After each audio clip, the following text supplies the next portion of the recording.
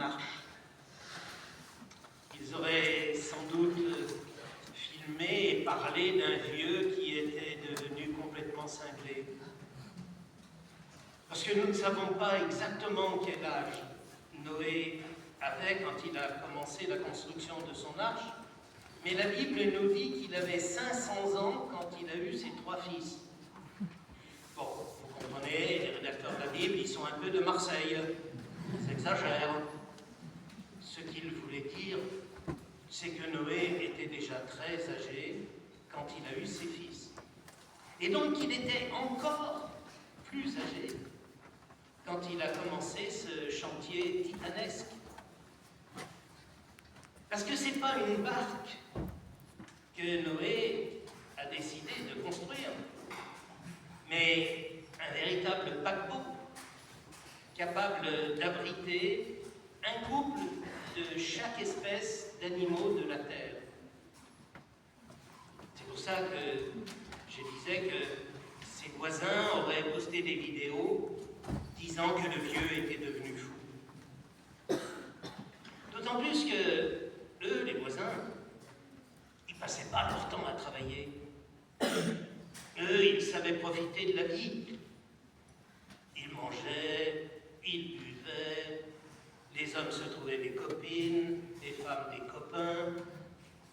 Et pourquoi donc Noé, lui, se donnait-il autant de peine? Pourquoi est-ce qu'il ne faisait pas comme eux? Si Noé s'était attelé à cet énorme travail, qui était la construction de cette arche, ce n'est pas parce qu'il avait une âme de bricoleur, c'est juste parce que Dieu lui avait fait une confidence. Il lui avait expliqué que lui, Dieu, il n'en pouvait plus du comportement des hommes.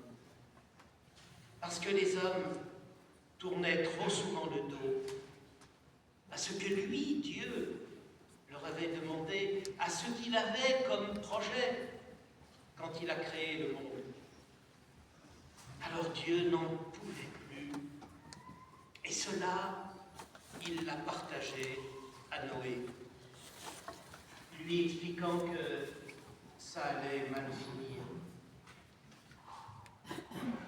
Et c'est-à-dire que Dieu allait punir toute la terre en envoyant un terrible déluge qui engloutirait tout le monde, sauf ceux qui se seraient réfugiés dans l'arche. Non, ça correspond tellement mal à l'image de Dieu, amour. Personnellement, j'aime bien expliquer le déluge, ces flots ininterrompus qui sont tombés du ciel comme les larmes de Dieu. Parce que Dieu est infiniment grand, son chagrin est infini et ses larmes sont infinies. Et il a tellement pleuré devant son projet créateur qui avait été saccagé que ses larmes sont devenues un véritable déluge. Noé, qui avait été mis dans la confidence, avait compris qu'il fallait faire quelque chose pour que, lorsque le chagrin de Dieu serait calmé, il ne se réveille pas devant un no man's land, une terre sans aucune vie. Alors, Noé, pour consoler le cœur de Dieu, a décidé de construire l'arche. Et il la voulait grande.